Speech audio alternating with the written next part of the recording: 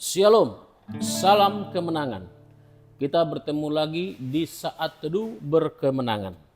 Mari kita awali pagi hari ini dengan bersyukur kepada Tuhan, merenungkan kebenaran firman Tuhan, supaya kita mendapatkan kekuatan baru, mendapatkan makanan rohani yang membuat otot-otot rohani kita kuat sehingga kita dapat menjalani hari-hari kita dengan penuh sukacita dan damai sejahtera yang dari Tuhan.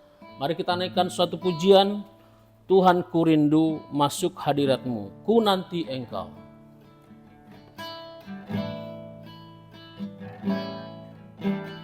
Tuhan, ku rindu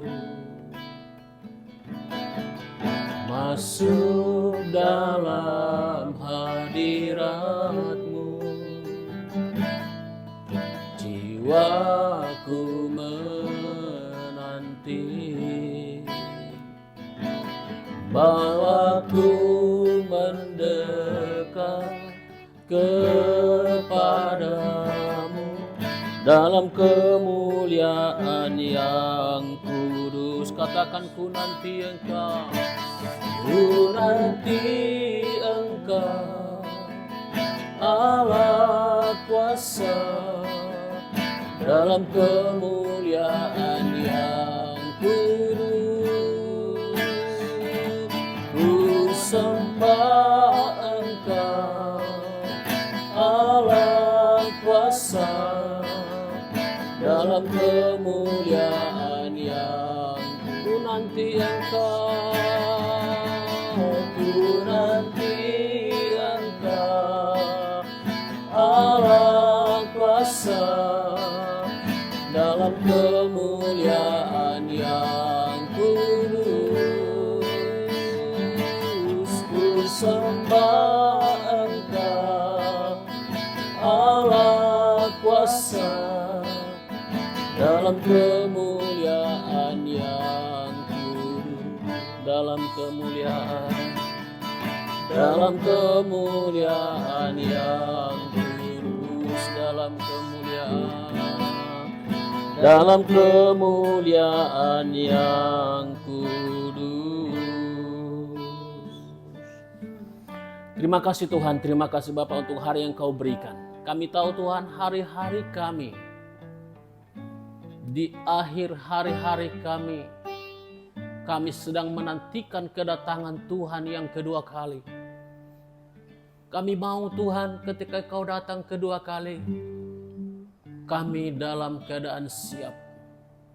Kami sedang menantikan Tuhan. Karena itu Tuhan, ajar kami apa yang seharusnya kami lakukan. Sehingga ketika Engkau datang kedua kali, kami tidak ketinggalannya Tuhan. Kami mau merenungkan firman-Mu, urapi hamba-Mu dan urapi setiap kami yang mendengar. Biarlah setiap kami diberkati oleh Tuhan. Kami mendapatkan pengertian baru dan kekuatan yang baru dari kebenaran firman-Mu. Dalam nama Tuhan Yesus kami berdoa. Amin. Bapak Ibu Saudaraku yang kasih dalam Tuhan, tema kita di bulan Oktober ini adalah kedatangan Kristus dinamai penyataan kemuliaan Allah yang maha besar. Bacaannya dalam Titus pasal yang kedua. Kita coba buka dari ayat 11 sampai 13. Demikian firman Tuhan. Kasih karunia Allah menyelamatkan semua manusia. Karena kasih karunia Allah yang menyelamatkan semua manusia sudah nyata. Ia mendidik kita supaya kita meninggalkan kefasikan dan keinginan-keinginan duniawi, dan supaya kita hidup bijaksana, adil dan beribadah di dalam dunia sekarang ini, dengan menantikan penggenapan pengharapan kita yang penuh bahagia dan penyataan kemuliaan Allah yang maha besar dan juru selamat kita, Yesus Kristus. Kalimat terakhir, penyataan kemuliaan Allah yang maha besar dan juru selamat kita, Yesus Kristus. Jadi Allah akan menyatakan diri. Allah yang maha besar akan datang ke dalam dunia, dalam diri Yesus Kristus yang disebut juru selamat kita. Yesus Kristus juru selamat kita. Saudaraku, kita tentu bahagia, kita tentu senang kalau hal itu sudah digenapi, sudah menjadi nyata.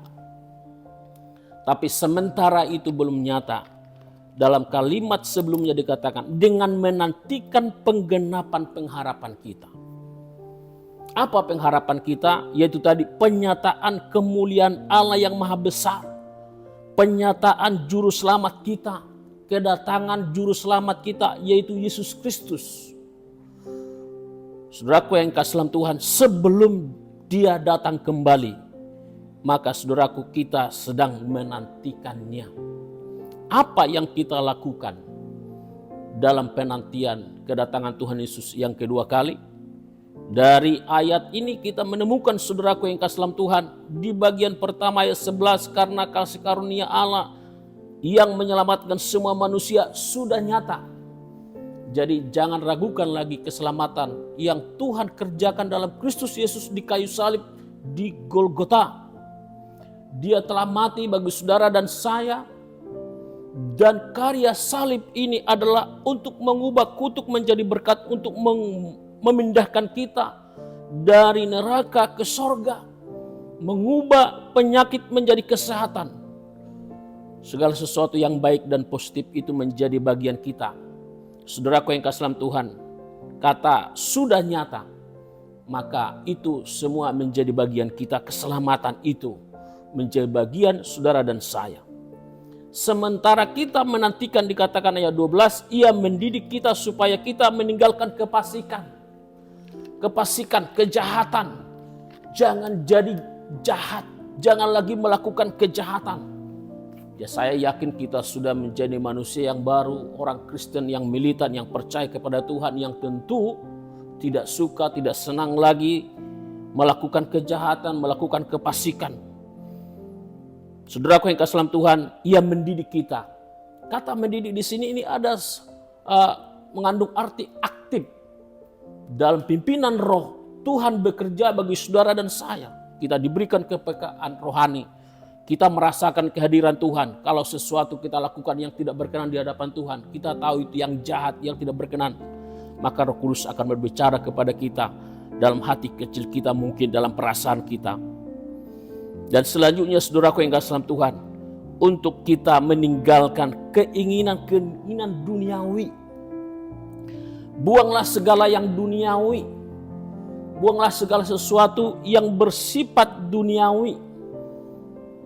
Apa itu saudaraku yang kasih dalam Tuhan? Tentu itu hal-hal yang berlawanan dengan rohani, yang rohani. Kegiatan-kegiatan rohani, sifat-sifat yang duniawi, kejahatan, dan sejenisnya saudaraku, tentu itu harus kita buang. Keinginan-keinginan yang bersifat sementara, itu kita harus tinggalkan saudaraku yang kasih dalam Tuhan. Dan dikatakan di sini, hiduplah bijaksana, adil dan beribadah. Saudaraku, kita baca di ayat lain, supaya di akhir zaman ini kita harus hidup bijaksana. Kita harus tahu mana yang baik, mana yang tidak, mana yang harus kita lakukan, mana yang tidak, mana yang prioritas, mana yang tidak. Dalam hal ini saudaraku, orang bijaksana memprioritaskan hal-hal rohani, kegiatan-kegiatan rohani yang membangun rohnya, yang membangun rohaninya, yang membangun imannya. Sementara keinginan-keinginan daging tentu itu akan melemahkan iman kita dan bertentangan dengan hal-hal rohani. Maka firman Tuhan berkatakan di sini, tinggalkan semua itu. Maka saudaraku yang kasih dalam Tuhan, kalau kita bijaksana bisa mengambil keputusan yang baik dan benar untuk diri kita, maka keadilan itu, hal yang adil itu akan muncul. Adil atau benar atau seimbang. Saudaraku yang kasih dalam Tuhan, satu hal yang tidak boleh kita lupakan, ketika kita menantikan penggenapan pengharapan kita yang penuh bahagia dan penyataan kemuliaan Allah yang maha besar dan juru selamat kita Yesus Kristus adalah, dikatakan di sini, beribadah di dalam dunia sekarang ini. Jangan tinggalkan ibadah-ibadah kita, Ibrani ya. Ibrani 10 ayat 25. Tuhan mengajar kita, firman Tuhan mengajar kita supaya kita justru di akhir zaman ini ketika kita menantikan kedatangan Tuhan Yesus yang kedua kali, kita lebih rajin beribadah. Kita harus mempedulikan kerohanian kita. Kita harus terus membangun kedekatan kita dengan Tuhan. Sehingga apa yang dikatakan dalam Injil ketika Yesus datang kedua kali, adakah iman di bumi? Iman itu akan terbangun ketika kita mendekatkan diri kepada Tuhan melalui apa? Melalui ibadah, melalui saat teduh, berdoa, dan baca Alkitab. Saudaraku yang kasih dalam Tuhan, oleh karena itu di akhir-akhir penantian kita atau di dalam penantian kita akan kedatangan Tuhan Yesus yang kedua kali, mari saudaraku yang kasih dalam Tuhan, tinggalkan kefasikan, tinggalkan kejahatan, tinggalkan keinginan-keinginan duniawi yang bersifat sementara di dunia ini. Dan hiduplah bijaksana, adil dan beribadah kepada Tuhan. Sekali lagi jangan tinggalkan ibadah. Teruslah membangun iman kita, rohani kita, supaya ketika Yesus datang kedua kali, kita pun tergolong dari orang-orang yang siap sedia menunggu kedatangan Tuhan Yesus Kristus. Ku nanti engkau, itu kita harus tidak hanya kata-kata, tidak hanya dinyanyikan, tetapi kita sungguh-sungguh melakukannya. Mari kita kembali naikkan pujian ini, rapnya saja, ku nanti engkau. Dan kita akan berdoa kepada Tuhan. Ku nanti engkau, Allah kuasa, dalam kemuliaan yang kudus.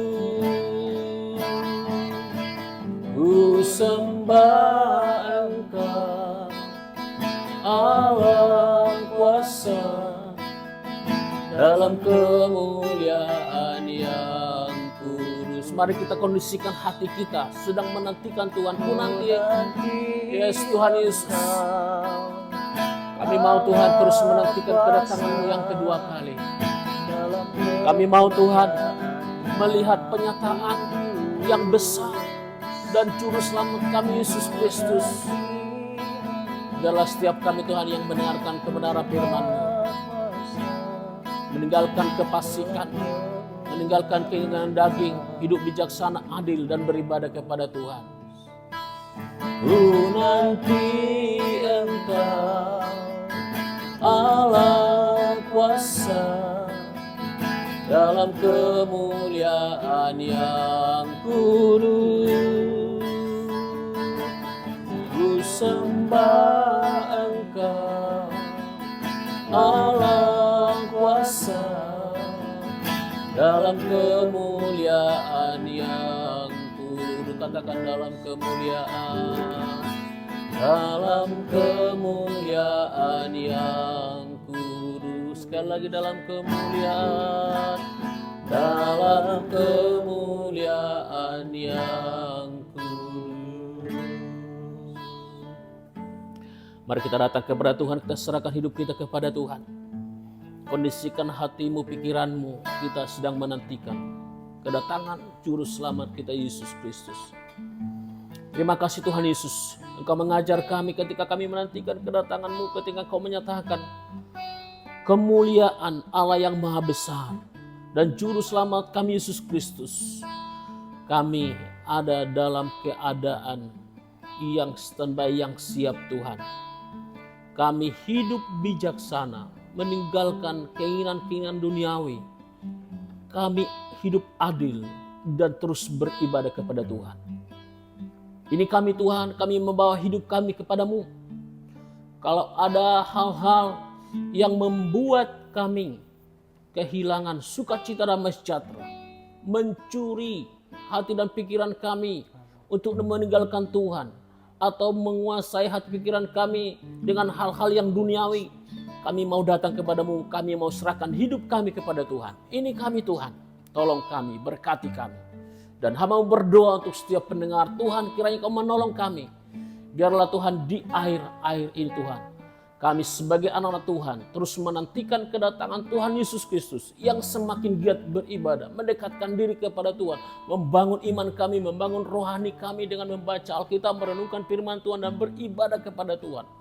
Tolong kami Tuhan untuk melakukan hal-hal yang rohani ini, sehingga ketika Engkau datang kedua kalinya Tuhan, kami siap menantikan-Mu ya Tuhan. Terima kasih Tuhan. Dalam nama Yesus kami berdoa. Amin.